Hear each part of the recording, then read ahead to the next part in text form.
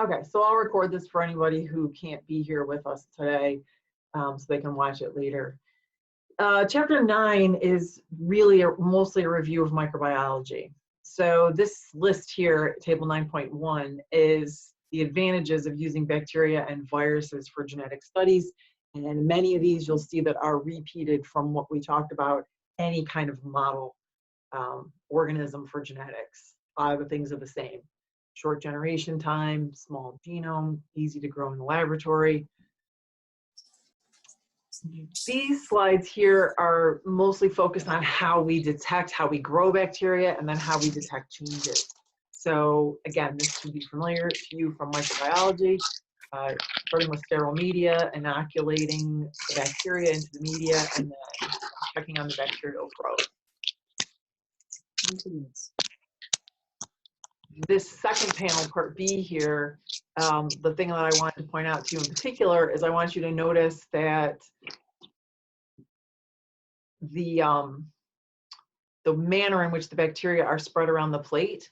So here are some bacteria that are being deposited right in the center of the plate, and agar media can absorb about an extra, I think it's about 10 microliters. 10 to 100 microliters, and then this glass rod, which we call a hockey stick, you can use that to spread the bacteria around evenly, and then of course you see the colony growing there. Again, most of you have had micro, so you can see the different colony characteristics. There's a list there in the notes. What is the overall appearance of the colony, the elevation of the colony, the margin of the colony. Sometimes if they're pigmented, obviously this one's a red or a pink one. Here's just a cream colored one. And then this panel here is for showing how we can find mutants, which is a process or a procedure. It's called replica plating. And basically what you would do is you would have a bacterial culture, and in this particular case, we're looking for mutants that can no longer synthesize the amino acid leucine. They would be the leucine minus colonies. And so you would grow the colonies, and then on media that was supplemented with leucine so that everybody would grow, both the colonies that had the mutation and the colonies that did not have the mutation. And then you make this surface, it's called a replica plate. You can use, a lot of times people use a glass beaker, and usually this material is velvet and some sort of a banding device. People use tape or rubber bands, and then it has to be sterilized. Use velvet because it has a nap to it, and then what you can do is you can mark on the velvet where the center of your mark is going to be, and then you mark a complementary mark on the Petri dish, and you can put this down on the dish, and you can see how it's picked up a little bit of all these colonies, and then you can make multiple plates by gently tapping the velvet onto fresh media. And then tomorrow, when you come into the lab, you can see that where the colonies are growing. Notice the media here, this media doesn't have leucine in it, and this media has leucine. So the mutants will be the ones that are these missing colonies because they can no longer make leucine by themselves. So you study where the colonies appear, how they look, and you look for colonies that are missing between your two plates. And then you would say, okay, that's a leucine minus colony, and then you can grow those in supplemental media for further study. I always put this picture in because it's one of my favorite pictures of microbiology and genetics. This is an E. coli bacteria with all of its chromosomal DNA has been lysed out of the cell. And the reason I like to show you this is because I like to remind you that there's a lot of DNA that's stuffed into this tiny, tiny bacterial cell. Here's a schematic drawing of a plasmid, which we'll start calling F factor, which most of you probably already know that from microbiology. And this just shows some of the highlights of that plasmid. Remember, the plasmids are much smaller than the whole chromosome, and they usually only contain a few genes, but they do have an origin of replication so that they can, and usually some control regions here that will turn on most or all of the genes in the plasmid.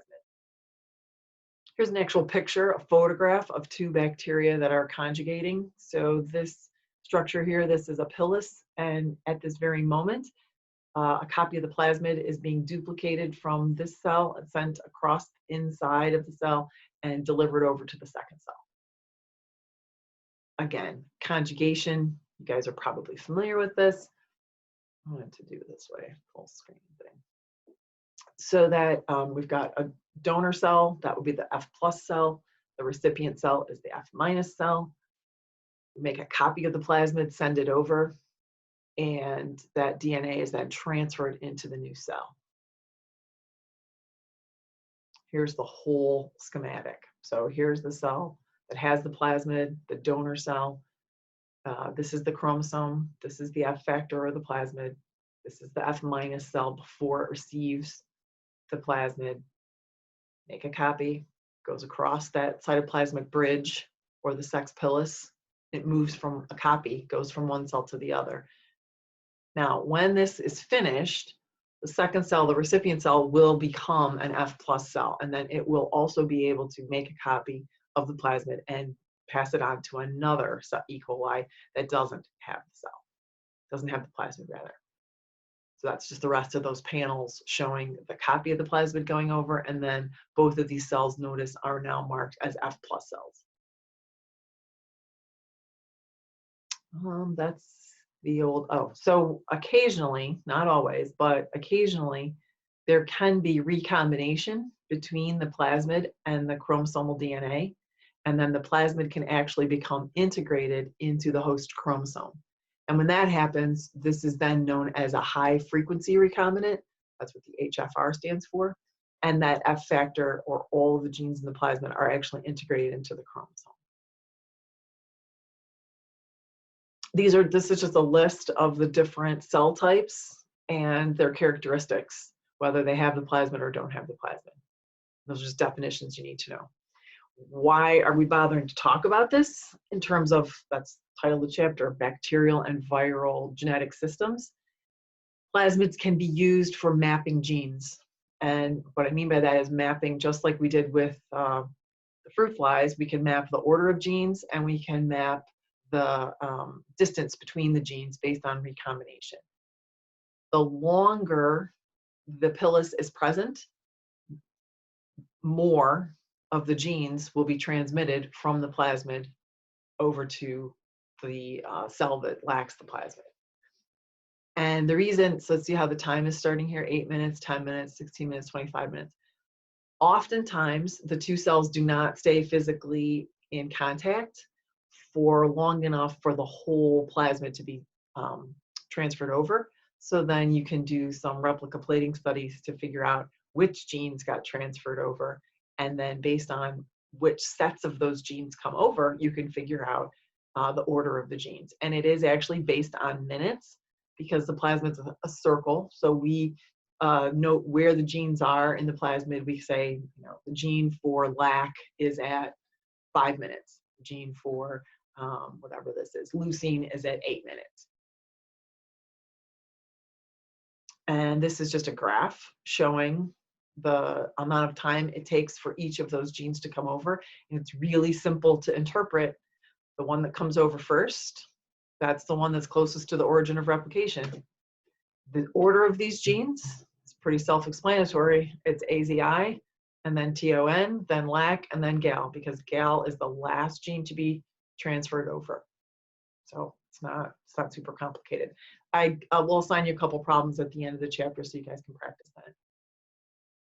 Another way that biochemically or molecularly we can transfer genes from one cell to another is by to use a bacteriophage, which again, I hope this looks familiar to you. Remember, there are lytic and lysogenic phages. I'm not going to go through all of these life cycles, these two life cycles. I have the notes written out for you. You should refresh your memories as to the stages of the lytic cycle and the lysogenic cycle, and the consequences of both.